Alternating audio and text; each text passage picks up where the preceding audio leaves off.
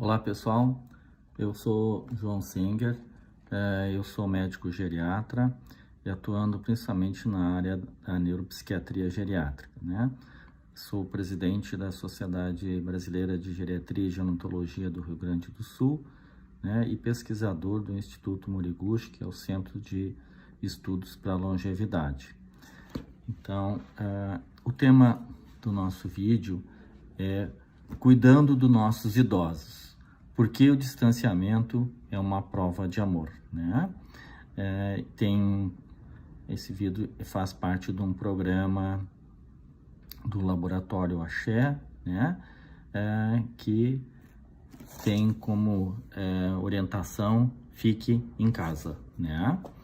Então, eu tenho várias questões que foram enviadas, mas evidentemente em função do tempo é impossível a gente responder todas, mas eu peguei umas aqui que eu acho importante, juntei e vou tentar dar uma satisfação a todos vocês, mas são 9 perguntas, né? Vou tentar agrupá-las e tentar, nesse tempo que eu tenho, responder para vocês o que seria importante dentro desses temas, né? Então, uma das perguntas é que atividades fazer nessa quarentena para pacientes idosos, né? E juntando a isso, é uma paciente que diz que está com muitas saudades dos netos, né? Que obviamente, acho que todas as avós estão. Então, o que fazer, né? Eu acho que é uma questão de se reinventar, né? É a gente proporcionar para nossos idosos, quem sabe, a volta de alguma coisa que eles gostavam de fazer, né? Por exemplo, alguma coisa na cozinha, né? Quem sabe ajudar a fazer um bolo, né? Ajudar a fazer algum tipo de comida, né? Quem sabe algum trabalho manual que foi deixado de lado e que agora pode ser recomeçado, né? Algum programa, né? Algum programa de televisão que antes talvez não fosse tão interessante, agora passa a ser interessante, né? Então, acho que tudo isso são coisas que a gente vai podendo desenvolver com eles, né? O hábito de leitura, né? Escutar música, alguns gostam muito de música de baile, outros gostam de música clássica, né? Então, acho que são atividades que a gente tem que incentivar. Então, a outra questão seria em relação aos netos. Acho que isso é extremamente importante, né? Eu tenho uma mãe que tem 91 anos, que está de quarentena, então a gente está tentando também fazer tudo isso com ela, né? E em relação aos netos, a gente obviamente tem blindado ela, mas o que nós fizemos, né? Ela tem bisnetos, então a gente manda vídeo para elas, né? Mostrando como é que tá a bisneta, os bisnetos, eles brincando, eles mandando um alô para a bisa e assim por diante. Então, isso tudo faz com que amenize muito essa distância, né? E a gente explica para ela que esse afastamento, ele é um afastamento social, ele é um afastamento de corpos, mas não é um afastamento de emoções ou de carinho, que as pessoas continuam adorando, que os netos continuam adorando, e que isso logo, logo vai passar. Então essa acho que é a parte extremamente importante, é que eles tenham noção que isso é uma coisa temporária. Eu sei que muitos deles, a minha mãe própria já verbalizou, ela disse, será que eu vou estar viva até o fim, né? E obviamente que a gente tira toda essa fantasia, né? Dizendo que isso é um período, que isso é só por um tempo, que isso vai passar e que logo, logo ela vai abraçar a bisneta, o bisneto, que os netos vão voltar lá. Ela tinha um dia da semana que os netos iam almoçar com ela, obviamente isso não tem acontecido, mas às vezes os netos pedem alguma comida, né, que a secretária dela faz e entrega. Então seria assim como se ela estivesse fazendo aquele almoço, só que agora ela está fazendo uma delivery, né, entregando para os netos. Então a gente vai inventando coisas assim e eles vão tendo eles têm capacidade para entender isso, principalmente quando a gente diz que isso é uma coisa temporária e que esse tempo não é um tempo tão longo assim, né? Que logo, logo as coisas vão voltar a como eram antes. Acho que essa é a parte mais importante dentro desse processo todo, né?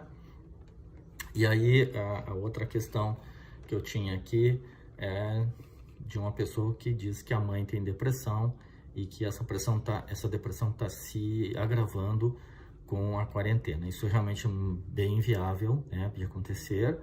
Então, acho que aí é importante que seja conversado com o médico dessa paciente, explicado essa situação. Às vezes é preciso uma modificação em relação à medicação, no sentido de haver um aumento de dose, ou às vezes eles passam a ter ou precisa alguma outra alteração, ou quem sabe até uma psicoterapia, né, que seja feito via uma telemedicina, né, por que não? Porque às vezes eram pacientes que iam visitar o médico, e você sabe que o idoso, ele, quando tem segurança nesse médico, só o fato de visitá-lo já é uma coisa importante. Então, essa visita pode ser uma visita virtual, por que que não, né? Alguém que esteja lá morando com essa idosa pode ter esse acesso e conversar com o médico para que ele mande um recado para ela, ou converse com ela, ou escute um pouco ela, né? Muitas vezes isso nada é um medo, né? É um medo, como a minha mãe expliquei para vocês, que deixou muito claro, ela assim, será que eu vou estar vivo até o fim dessa quarentena, né? E às vezes é isso, né? É um medo do que vem, de como vai ser. A questão de ficar sozinha está sendo muito difícil para eles, né? Porque eles por si só, o idoso já tem uma certa dificuldade de aceitar. Ele acha assim que precisava ter mais companhia, que a família tinha que estar mais junto, e agora então isso parece que vem confirmar um pouco. Então a gente precisa quebrar isso, e todos os filhos, os netos precisam ligar para a paciente. Isso melhora muito o ânimo deles, melhora muito a autoestima, e principalmente, como eu disse para vocês, que essa separação, ela é física, né? Mas ela não é emocional. Então, isso faz muito bem e eles entendem muito bem. Uma pessoa que diz que tem uma mãe com doença de Alzheimer, né, com 82 anos, e que ela está de quarentena. Então, ele está um pouco preocupado. É lógico que isso realmente é uma situação, às vezes, um pouco difícil, né? Porque não adianta explicar para eles, né, o que está acontecendo, porque 5 minutos depois, em geral, eles esqueceram. Então, eles às vezes querem, né, quando eles ainda estão numa fase inicial, eles querem saber por que as pessoas não estão vindo visitá-la, né? E a gente precisa explicar, às vezes uma vez, às vezes 2, às vezes 3, né? Como é comum quando quem lida com esses pacientes, né? Porque eles têm dificuldade de reter as informações. Então, a gente precisa ter calma e ir repetindo, né? Às vezes a gente tem um problema de que, por exemplo, eu tive uma paciente que, quando apareceu uma cuidadora com máscara, ela ficou extremamente assustada, né? Então, isso também precisa ser explicado para eles, que, né, agora talvez esses cuidadores precisem usar um jaleco, precisem usar uma máscara, né? E que isso tudo é para proteção, porque está havendo uma doença que pode passar, né, pelo ar. Então, essas pessoas precisam se proteger, né? Proteger ela usando máscara, né? E ela vai, talvez, todas as vezes perguntar para esse cuidador por que da máscara, né? E todas as vezes vai ter que ser explicado para ela, né? É assim que funciona. Enfim, mas tem que ter muito cuidado com esses cuidadores, né? Em relação também a preservação do cuidado, né, do paciente, no sentido de que essas pessoas, quando chegarem na casa, tirem o sapato, né? De preferência usem um jaleco limpo, ou até troquem a roupa, né? Que passem álcool gel, ou lavem bem as mãos, e usem uma máscara, principalmente se for um paciente de alto risco, né? Pacientes que têm um problema pulmonar, ou diabético, ou hipertenso. Então, porque esse cuidador vem de fora, né? O nosso medo sempre é isso, que seja levado para dentro da casa do paciente o vírus, né? Então, esses cuidados precisam ser, né, tidos. A gente sabe essa questão, como eu disse, assim, de repetir para esse paciente várias vezes. Vai ter que ser necessário repetir para ele o que está acontecendo, né? Por que as pessoas não estão vindo visitá-lo, que não é porque não ficaram chateados ou não gostam, mas sim porque está havendo um problema que precisa ser evitado as visitas, mas que isso vai passar, né? Então, eles têm que se repetir isso várias vezes, até que daqui a pouco ele vai até esquecendo de perguntar o que está acontecendo e vai se adaptando a essa nova situação de conviver só com o cuidador, né? Ou os cuidadores, né? Então, mas é importante. Às vezes eles podem ficar um pouco mais deprimidos no início, né?